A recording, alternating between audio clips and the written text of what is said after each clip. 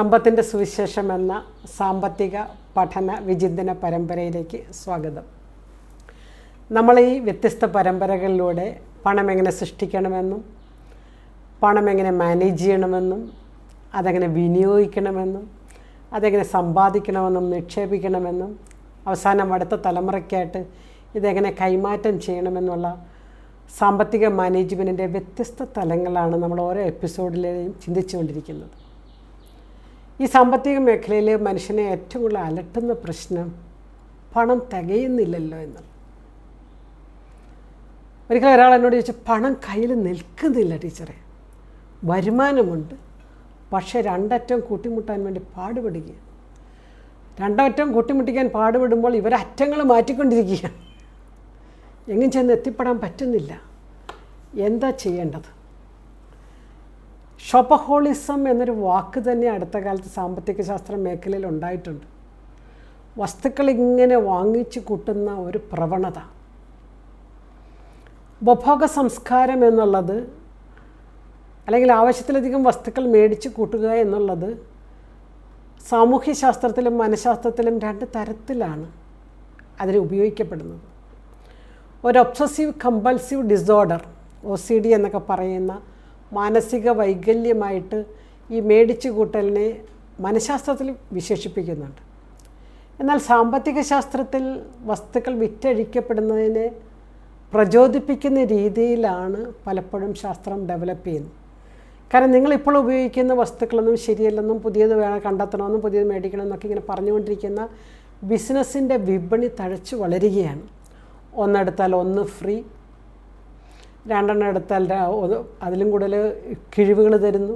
ഇങ്ങനെ പരസ്യം 0% ഫിനാൻസ് എന്ന് വരെ പരസ്യം എന്ന് പറഞ്ഞ അർത്ഥം പലിശരഹിത വായ്പ തരുന്നതാണ്. പലിശരഹിത വായ്പ എന്ന് കേൾക്കുമ്പോൾ തന്നെ ആൾക്കാർ ഓടിച്ചെല്ലും. ഫ്രിഡ്ജ് മേടിക്കാനോ TV മേടിക്കാനോ വാഷിംഗ് മെഷീൻ മേടിക്കാനോ കമ്പ്യൂട്ടർ മേടിക്കാനോ ഒക്കെ ആയിട്ട് ഓടിപ്പോകും. കാരണം പലിശയില്ലല്ലോ എന്നാണ്. പക്ഷേ ശരിക്കും ഇതിനെയൊക്കെ അന്തസത്ത കാര്യമായിട്ട് നിങ്ങൾ പരിശോധിച്ച് വരുമ്പോഴത്തേക്കും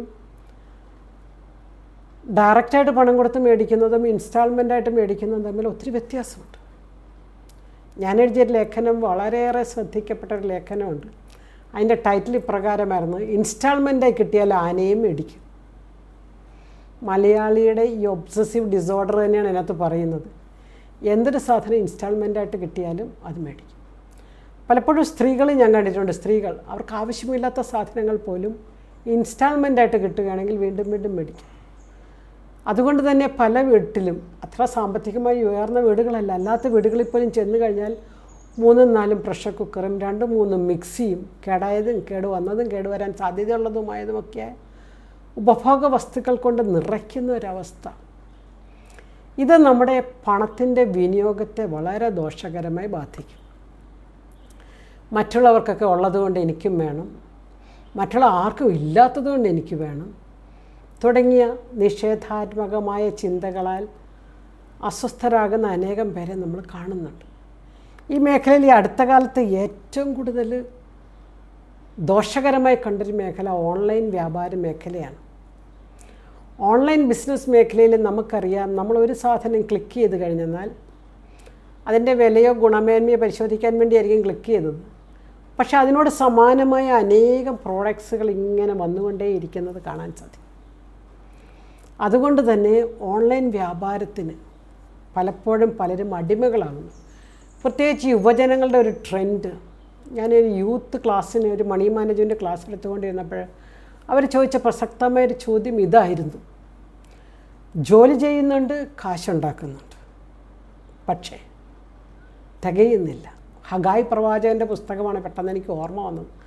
ഹഗായി പ്രവാചകൻ്റെ പുസ്തകത്തിൽ ഇതേ വരികൾ തമ്പുരാൻ നമ്മളോട് പറയുന്നുണ്ട്: നിങ്ങൾ എത്ര അധ്വാനിച്ചാലും നിങ്ങൾക്ക് തികയുന്നില്ല. നിങ്ങൾ ഓട്ടസഞ്ചിയിൽ ഇടുന്നത് പോലെയാണ്. എന്തൊക്കെ മേടിച്ചു കൊണ്ടുവന്നാലും അത് പാഴ്വേലയായിട്ട് പോകുന്നു. ഉത്തരമായിട്ട് ഹഗായി പ്രവാചകൻ പറയുന്നത് പ്രയോറിറ്റൈസേഷൻ ഇല്ലാത്തത് കൊണ്ടാണെന്ന് പറയുന്നത്. പ്രയോറിറ്റൈസേഷൻ എന്ന മുൻഗണന. ഞങ്ങൾ ആദ്യം എന്തിനാണ് മുൻഗണന കൊടുക്കേണ്ടത്? അത് നഷ്ടമായതുകൊണ്ടാണ് പലപ്പോഴും നിങ്ങൾക്കിങ്ങനെ തികയാതെ വരുന്നതുകൊണ്ടാണ്. അതുകൊണ്ട് തന്നെ പഴയ കാലത്തെ ട്രെൻഡുകളും പുതിയ ട്രെൻഡുകളും മാറി മറിയാണ്. പണ്ടത്തെ ചെറുപ്പക്കാർക്ക്, യുവജനങ്ങൾക്ക് പഠിക്കണം, എന്തെങ്കിലും ജോലി നേടണം, മാതാപിതാക്കൾക്ക് കുറച്ചുകൂടി മെച്ചപ്പെട്ട ജീവിതം കൊടുക്കണം, പെങ്ങളെ കെട്ടിച്ചയക്കണം, വീടൊന്നുകൂടി പുതുക്കിപ്പണിയണം, ഇങ്ങനെയുള്ള സാമ്പത്തിക ലക്ഷ്യങ്ങൾ ഒത്തിരി ഉണ്ടായിരുന്നു.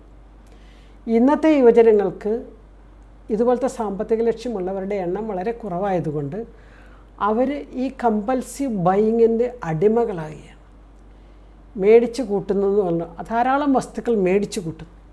അതുകൊണ്ട് നിങ്ങൾ ഓൺലൈൻ വിപണിക്ക് അടിമയാണോ എന്നറിയാനുള്ളൊരു ചെക്ക് ലിസ്റ്റാണ് ഞാൻ നിങ്ങൾക്ക് തരാൻ ആഗ്രഹിക്കുന്നത്. ഓൺലൈൻ വിപണിക്ക് നിങ്ങൾ അടിമയാണോ എന്ന് ചെക്ക് ചെയ്യണം. ഈ ആസക്തിക്ക് അടിമയാണെങ്കിൽ ഒന്നാമത്തെ ചെക്ക് ലിസ്റ്റ്, നമ്മൾ പല ചെക്ക് ലിസ്റ്റുകൾ തരികയാണ്. Are you A victim of online business? ഓൺലൈനിലൂടെ എന്തും വാങ്ങിക്കുന്നതിന് തെറ്റില്ല, നമുക്ക് സമയവും ഊർജവും ഒക്കെ ലാഭമുണ്ട്. പക്ഷേ അതിൻ്റെ അടിമയാകുന്നതിനെക്കുറിച്ച് നമ്മൾ ചിന്തിക്കുന്നത്, are you A victim of or A slave of online business? ഇത് നമ്മുടെ സാമ്പത്തികം എപ്പോഴും പരാധീനപ്പെട്ടു പോകുന്ന ഒരു മേഖലയായതുകൊണ്ടാണ്. ആധുനിക ബിസിനസ് കൂടുതലും ഓൺലൈൻ ബിസിനസ് ആയതുകൊണ്ടും നമ്മുടെ സാമ്പത്തിക രംഗത്തെ ഉലയ്ക്കുന്നൊരു മേഖലയായതുകൊണ്ടും പ്രത്യേകിച്ച് യുവജനങ്ങൾ ഇതിന് അടിമകളായതുകൊണ്ടുമാണ് ഞാൻ ഈ വിഷയത്തെ നിങ്ങളുടെ മുമ്പിൽ അവതരിപ്പിക്കുന്നത്. ഒന്നാമത്തെ അടയാളം, വാങ്ങിക്കുന്ന സാധനങ്ങൾ മറ്റുള്ളവർ കാണാതെ തൽക്കാലത്തേക്ക് ഒളിപ്പിക്കുന്നുണ്ടോ? മേടിക്കുമ്പോൾ തന്നെ ആരും അറിയാതിരിക്കാൻ വേണ്ടി മാറ്റി വയ്ക്കുന്നു. കുറച്ച് ദിവസം കഴിയുമ്പോൾ പതുക്കെ എല്ലാവരോടും പറഞ്ഞാൽ മതി, അത് ഞാൻ ഓൺലൈനിൽ നിന്ന് മേടിച്ചതാണ് എന്ന് പറഞ്ഞാൽ മതി എന്ന രീതിയിൽ. ചില അമ്മമാരൊക്കെ പറയുകയാണ്, മക്കൾ എന്നും കൊറിയർ വരുവാണ് ഇവിടെ, എന്നും കൊറിയർ, എന്തിനാണ് ഇത് മേടിച്ചത് എന്ന് ചോദിക്കുമ്പോൾ അത് ഞാൻ കഴിഞ്ഞ ആഴ്ച ഓർഡർ ചെയ്തതാണ്, ഇങ്ങനെ പറഞ്ഞ് വളരെ ഉദാസീനമായ മറുപടി വരുന്നു. രണ്ടാമത്തത്, മാസ ബഡ്ജറ്റ് നിങ്ങൾ പ്രതീക്ഷിക്കുന്നതിൽ അധികമായി കൂടുന്നുണ്ടോ? രണ്ടാമത്തെ ചെക്ക് ലിസ്റ്റാണ്. അതായത് ബഡ്ജറ്റ് ഉള്ളവർക്കല്ലേ മനസ്സിലാകുന്നതല്ലേ, ബഡ്ജറ്റ് ഉണ്ടാകണം. വരവ്, ചിലവ്, കടം, സമ്പാദ്യമൊക്കെ നമ്മൾ ബഡ്ജറ്റ് ഒരു എപ്പിസോഡ് ചെയ്തത്, നമ്മുടെ എപ്പിസോഡ് നമ്പർ 3 മുഴുവൻ എങ്ങനെ ബഡ്ജറ്റ് ഉണ്ടാക്കാമെന്നുള്ളതായിരുന്നു. അപ്പോൾ ബഡ്ജറ്റിൽ ചിലവ് കോളം വല്ലാതെ കൂടുന്നുണ്ടോ എങ്കിൽ എനിക്കെന്തോ ചിലവുമായിട്ട് ബന്ധപ്പെട്ട എൻ്റെ ആസക്തിക്ക് ഞാൻ അടിമയാണെന്നുള്ളത്. മൂന്നാമത്തെ കാര്യം, സ്റ്റോർ ചെയ്യാനാവാത്ത വിധം സാധനങ്ങൾ നിങ്ങളുടെ കയ്യിൽ കുന്നുകൂടുന്നുണ്ടോ? ആവശ്യത്തിലധികം ഡ്രസ്സ്, ആവശ്യത്തിലധികം മറ്റു ഉൽപ്പന്നങ്ങൾ, ഭക്ഷണ സാമഗ്രികൾ. പലപ്പോഴും ഇത് ആവശ്യത്തിലധികം വരുന്നത് നിങ്ങൾക്ക് ഈ അടിമത്തമുണ്ട് എന്നുള്ളതാണ്. മാന്യമായ വസ്ത്രധാരണം അത് നമ്മുടെ ഡിഗ്നിറ്റിയായിട്ട് ബന്ധപ്പെട്ടതാണ് അല്ലേ? നമ്മുടെ ഡിഗ്നിറ്റി, നമ്മുടെ മാന്യതയുമായിട്ട്, അന്തസ്സുമായിട്ട് ബന്ധപ്പെട്ടതാണ്. അതിനാവശ്യമായിട്ടുള്ളത് എല്ലാവർക്കും വേണം. പ്രത്യേകിച്ച് തൊഴിൽ ചെയ്യുന്നവരാണെങ്കിൽ, ജോലിക്ക് പോകുന്നവരാണെങ്കിൽ, ബിസിനസ് മേഖലയിലുള്ളവരൊക്കെ ആണെങ്കിൽ മാന്യമായ വസ്ത്രധാരണം അവരുടെ അഡ്രസ്സും അന്തസ്സിൻ്റെയും ലക്ഷണമാണ്. അതിനുള്ള ആവശ്യമായിട്ടുള്ള സാധനങ്ങൾ മേടിക്കുന്നതിൽ തെറ്റില്ല. ഞാൻ പറഞ്ഞു വരുന്നത് ഒരു ഡിസോർഡറിനെ കുറിച്ചാണ്, ഒരു അഡിക്ഷനെ കുറിച്ചാണ്, ഒരു സ്ലേവറിയെക്കുറിച്ചാണ്, ഒരു അടിമത്തത്തെക്കുറിച്ചാണ്. അങ്ങനെ വരുമ്പോൾ അലമാരികൾ എത്രയുണ്ടെങ്കിലും അതിനകത്തൊന്നും ഫില്ല് ചെയ്യാൻ തക്ക വിധം വീണ്ടും വീണ്ടും സാധനങ്ങൾ കുന്നുകൂടുന്നുണ്ടോ? അതോ ഞാൻ ആർക്കും കൊടുക്കാതെ വെച്ച് സാധനങ്ങൾ നശിപ്പിക്കപ്പെടുകയാണോ ചെയ്യുന്നത്? നാലാമത്തെ ഒരു ചെക്ക് ലിസ്റ്റ്, ഇതുമായിട്ട് ബന്ധപ്പെട്ട് വീട്ടിലെ മറ്റംഗങ്ങളുമായിട്ട് നിങ്ങൾ വഴക്ക് കൂടുന്നുണ്ടോ? മേടിക്കുന്നതുമായിട്ട് ബന്ധപ്പെട്ട് ചിലർക്ക് ഇപ്പോൾ മൊബൈൽ ഫോണുമായിട്ട് ബന്ധപ്പെട്ട മറ്റ് ഗാഡ്ജറ്റ്സ്, മറ്റ് അഡീഷണൽ തിങ്സിനോടായിരിക്കും അവർക്ക് അടിമത്തം. അപ്പോൾ അമ്മ പറയും, കഴിഞ്ഞ മാസം നീ ഒരെണ്ണം മേടിച്ചാണല്ലോ, അല്ലെങ്കിൽ അച്ഛൻ പറയും, ഇതെന്തിനാണ് ഇത്രയും വിലയുള്ള സാധനം മേടിച്ചത്? ഇങ്ങനെ കുടുംബാംഗങ്ങളുമായിട്ട്, പ്രത്യേകിച്ച് മാതാപിതാക്കളുമായിട്ട് യുവജനങ്ങൾ ഈ പ്രത്യേക കാര്യത്തിൽ വഴക്ക് കൂടുന്നുണ്ടോ? ഒരു 15 വയസ്സിനും 30 വയസ്സിനും ഇടയ്ക്കുള്ളവരിലാണ് ഈ ഒരു ഡിസോർഡർ അധികമായി കാണുന്നത്. പ്രായമായവരിൽ ഇല്ല എന്നല്ല ഇതിൻ്റെ അർത്ഥം. ഞാനെൻ്റെ ഏറ്റക്കുറച്ചിലുകളെക്കുറിച്ചാണ് പറയുന്നത്. ഇനി ഇതൊക്കെ മേടിക്കാത്തവർ പഴഞ്ചരും, മേടിക്കുന്നത് ഞാൻ മോഡേണുമാണെന്നുള്ള ചില ദൗർബല്യ ചിന്തകളും ഭരിക്കുന്നുണ്ട്. അതേക്കുറിച്ച് അറിയത്തില്ലേ? അതിതുവരെ മേടിച്ചില്ലേ? ചിലർക്ക് വില കൂടിയ സാധനങ്ങൾ പ്രദർശിപ്പിക്കുന്നതിൽ വലിയൊരു മനോഭാവമുണ്ട്. അപ്പോൾ അതൊക്കെ മറ്റുള്ളവരുമായിട്ടുള്ള അസ്വസ്ഥത ഉണ്ടാകുന്നു. മറ്റൊരു ചെക്ക് ലിസ്റ്റാണ്, ഷോപ്പിങ്ങിന് ശേഷമോ എന്തെങ്കിലും സാധനം മേടിക്കാൻ പറ്റാതെ പോയതിൻ്റെ കുറ്റബോധം നിങ്ങളെ അലട്ടുന്നുണ്ടോ? അതാണ് മേടിക്കേണ്ടത്, കഷ്ടം, ഞാനത് വിട്ടുകളഞ്ഞു. ഈ ഒരു കുറ്റബോധം ചിലപ്പോൾ അത്യാവശ്യ സാധനമാണെങ്കിൽ അതുമായിട്ട് ബന്ധപ്പെട്ട ഈ ചിന്തകളിൽ പോസിറ്റീവ് ഉണ്ട്.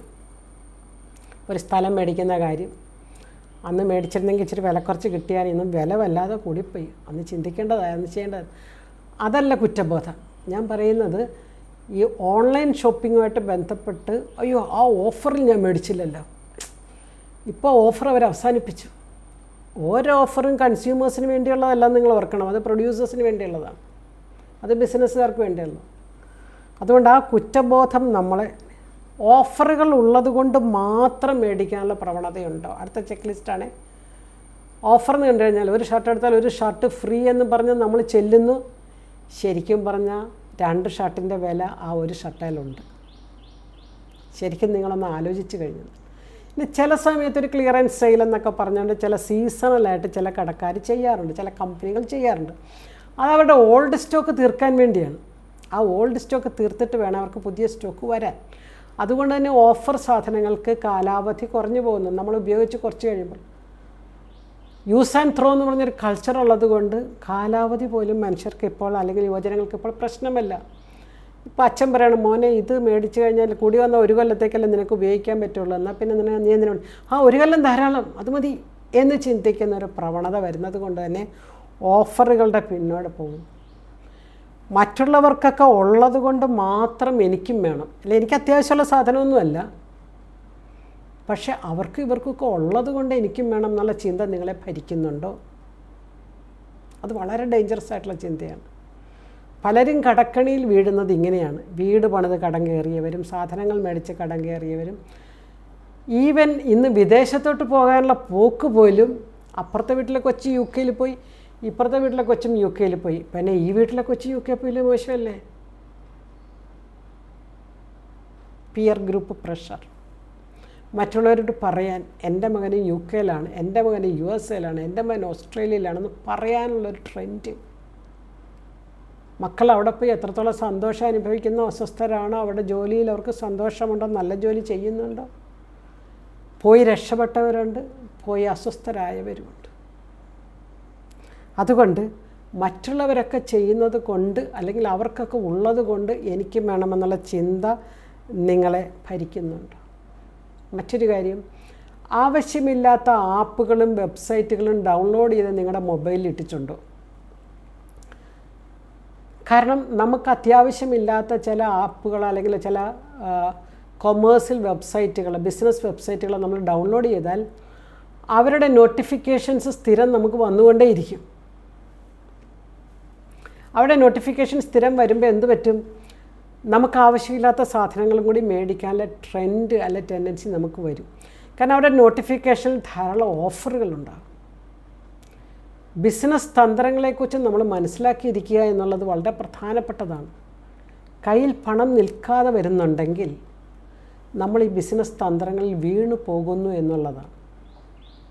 ചിലപ്പോൾ നമ്മുടെ കൂട്ടുകാരാൽ അല്ലെങ്കിൽ നമ്മുടെ ബന്ധുമിത്രാദികളാൽ, എനിക്ക് ഓർക്കുന്നു ഒരു ചെറുപ്പക്കാരൻ 8 ലക്ഷത്തിൻ്റെ കടത്തിൽ അവനെ എത്തിച്ചേരാൻ കാരണം അവൻ്റെ തന്നെ ബന്ധത്തിലുള്ള ചിലർ അവനെ പിടിച്ചുകൊണ്ട് ചില മണി ചെയിൻ ബിസിനസ്സിലേക്ക് അവനെ പിടിച്ചിട്ടതാണ്. ഇവന് പറ്റിയ ബിസിനസ്സേ അല്ലായിരുന്നു അത്. അപ്പം ഞാൻ അവനോട് ചോദിച്ചു, നീ എങ്ങനെ ഇതിനകത്ത് ചെന്ന് പെട്ടു? ബന്ധത്തിലുള്ളവരൊക്കെ കൂടി പെടുത്തിയതാ ടീച്ചറെ. അങ്ങനെ ആരെങ്കിലും നമ്മളെ ഇങ്ങനെയുള്ള തന്ത്രങ്ങളിലേക്ക് പെടുത്തുമ്പോൾ നമ്മൾ വീഴാനായിട്ട്, നമ്മൾ വൾണറബിളായിട്ട് തെന്നി മാറുന്നവരായിട്ട് ഇങ്ങനെ നിന്ന് കൊടുക്കുകയാണ്. അതുകൊണ്ട് ആവശ്യമില്ലാത്ത ഷോപ്പിംഗ് ആപ്പുകൾ, വെബ്സൈറ്റുകൾ നിങ്ങളുടെ മൊബൈലിൽ, നിങ്ങളുടെ കമ്പ്യൂട്ടറിൽ നിങ്ങൾ ഡൗൺലോഡ് ചെയ്ത് വെച്ചിട്ടുണ്ടെങ്കിൽ ഡീആക്ടിവേറ്റ് ചെയ്യുക. ഞാനിത് പറയുമ്പോൾ ബിസിനസ് ലോകത്തിന് ചിലപ്പോൾ ഇതൊന്നും ഇഷ്ടപ്പെടത്തില്ല. ഞാനിത് സംസാരിക്കുന്ന കൺസ്യൂമേഴ്സിന് വേണ്ടിയാണ്, ഉപഭോക്താക്കൾക്ക് വേണ്ടിയാണ്. കാരണം അവരുടെ കയ്യിലെ സാമ്പത്തിക ചിലവുകൾ അവരുടെ കയ്യിൽ നിൽക്കാതെ അവർ വിഷമത്തിലേക്ക് പോകുന്നതും അവർ ആത്മഹത്യയിലേക്ക് പോകുന്നതും കാണുന്നത് കൊണ്ടാണ്. അതുകൊണ്ട് ആവശ്യമില്ലാത്ത വിപണി സൈറ്റുകളെല്ലാം ഒഴിവാക്കുക. അടുത്ത 1 മാസത്തേക്ക് നിങ്ങൾക്ക് വാങ്ങിക്കണമെന്ന് ആവശ്യമുള്ള സാധനങ്ങളുടെ ലിസ്റ്റ് തയ്യാറാക്കി വയ്ക്കുക. നിങ്ങൾക്ക് അത്യാവശ്യമായിട്ട് അടുത്ത മാസം നിങ്ങൾക്ക് വാങ്ങിക്കേണ്ട സാധനങ്ങളുടെ ലിസ്റ്റിൽ അനാവശ്യ സാധനങ്ങളൊന്നും കടന്നു വരത്തില്ല. ആ ലിസ്റ്റിൽ നിന്ന് മാത്രം ഒന്ന് ഷോപ്പ് ചെയ്യാൻ പഠിക്കുക. എനിക്ക് അടുത്ത മാസത്തെ അത്യാവശ്യമുള്ള സാധനങ്ങൾ ഇന്നതൊക്കെയാണ്.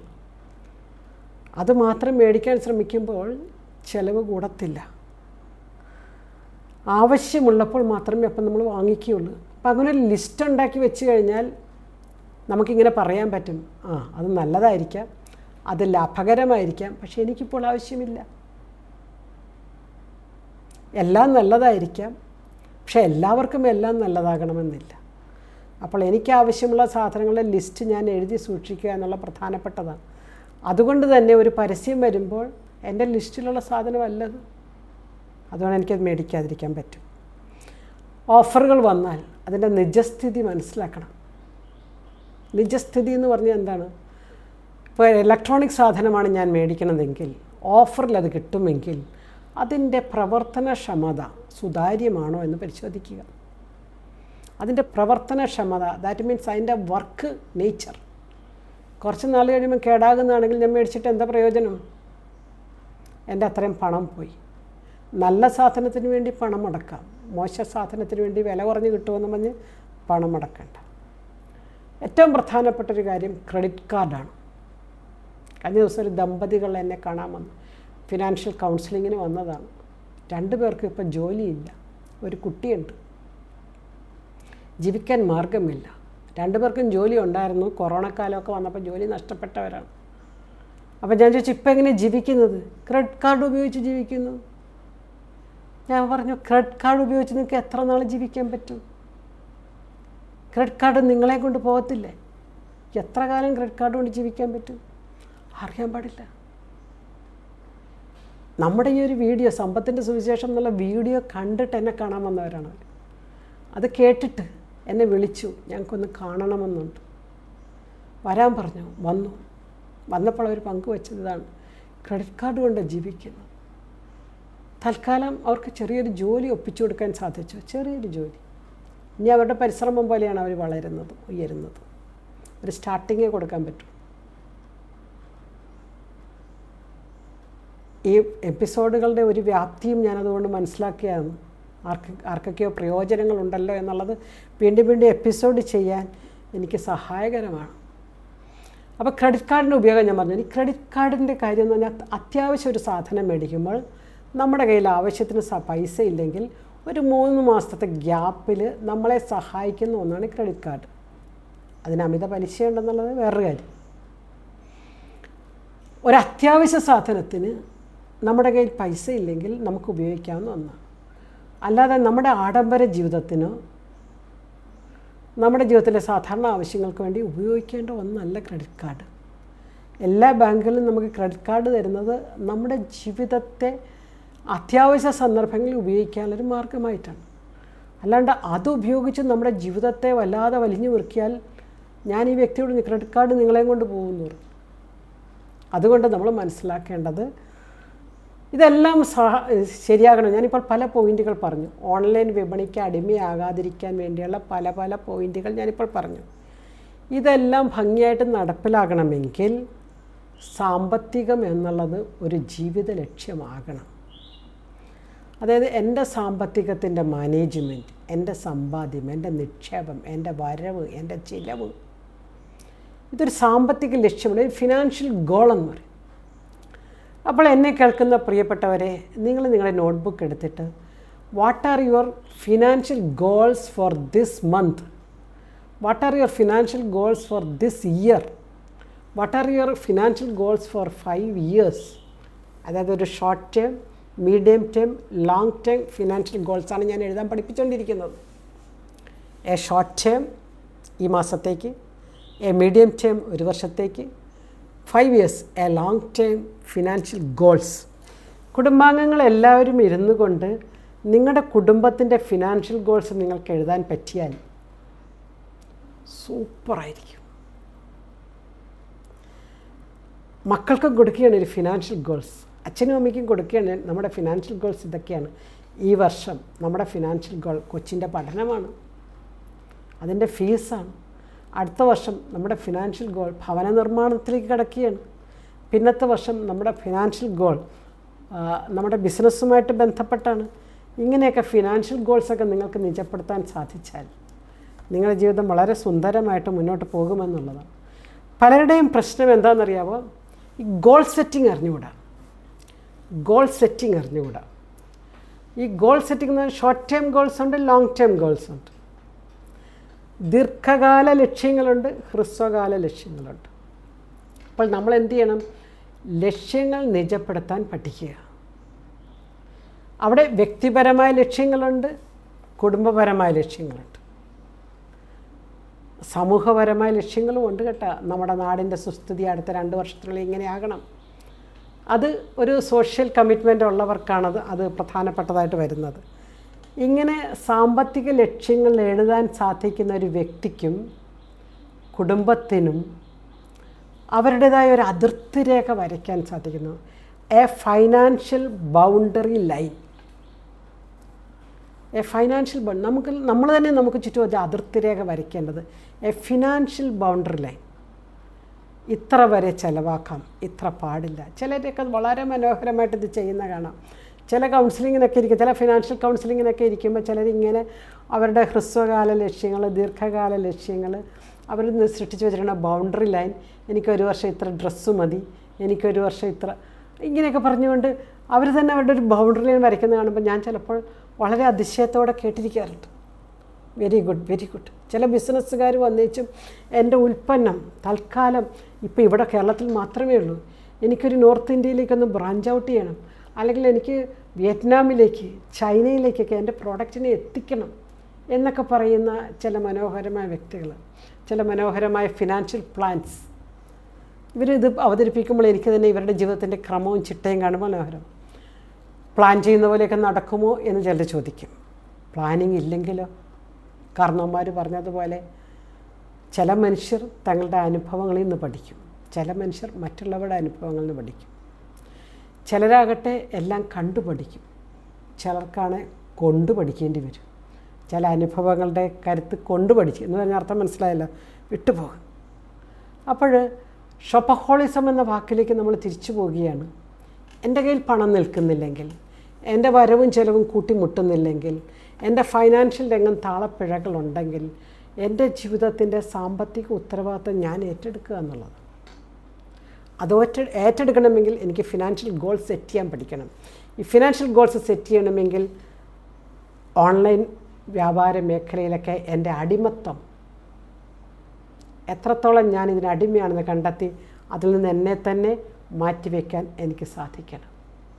ഭാര്യയും ഭർത്താവും മാതാപിതാക്കളും മക്കളും ഒന്നിച്ചിരുന്ന് ഫിനാൻഷ്യൽ ഗോൾസ് സെറ്റ് ചെയ്യാൻ 1 മാസത്തേക്ക്, 1 വർഷത്തേക്ക്, അടുത്ത 5 വർഷത്തേക്ക് നിങ്ങൾക്ക് സാധിക്കുമെങ്കിൽ സാമ്പത്തികം നിങ്ങളുടെ കൈപ്പിടിയിലായിരിക്കും. നന്ദി.